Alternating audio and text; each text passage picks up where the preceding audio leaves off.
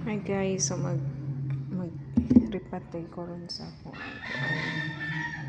sa comment. So far sa kung kuan ako gibalhin og pwesto kay maraong naglaay sila. So kaning usa kay nagmuot naman siya diha, akong ibalhin og sudlanan. So di pa man koy pating mix, ana pa koy pating mix. So ako na siya ibalhin. Magripat ko guys. So para kuan pod. So ako ibalhin kani siguro dako-dako na para makaginhawa rin sa nanay dako.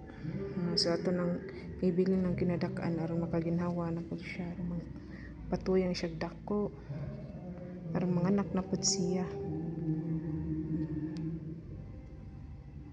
So ibalhin sa diha.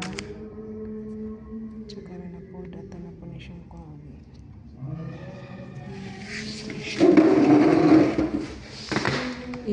Sabi ni Mukoto naman. Siyang kwaon guys. Diba? Siyang panihin. Ka-healthy na niya. Ugat. Kanina siya guys kay gikan ni ilang mamay.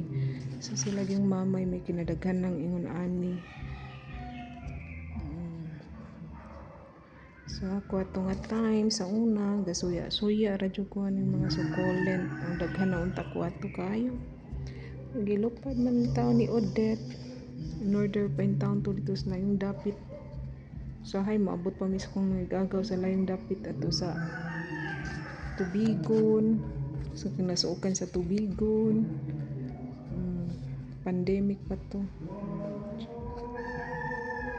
Siya dili po na siya angay sige og bisbis, dili mo siya mo angay sige og bisbis. Na dapat pud ani niya mainitan pud. Mao to kung purple delight giuli na lang kay naglaay gid siya diri sud sa room, dili gid siya pwede i-star yun dugay sa sud kanang dili siya maadlawon kay dili siya mo kuan. Sa ato na siya ibalhin diri. So nga nang nahilig pud ko ani sa una kay masige po ko tan-aw ni Miss Kinken Dilara og ni Ma'am Marge Santillan ug napagitoy usa katong Bersola, masiguro to lalaki. Dagan pud kay siya succulent ug cactus. So ato siyang butangan og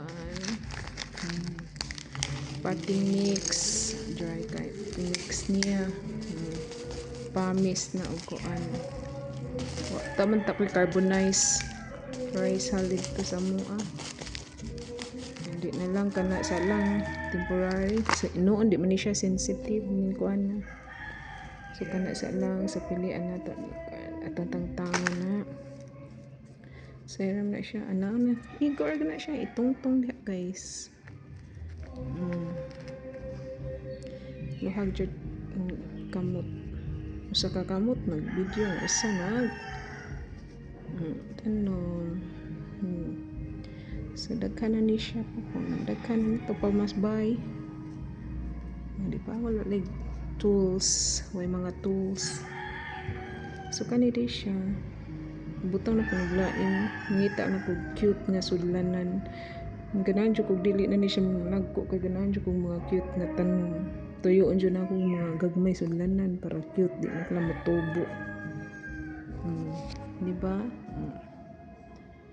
Sa ganahan pwedeng mangayo na pa. So pwede ra ni silang palitan og bag-o nga kuan kaang. Kaya ba cute?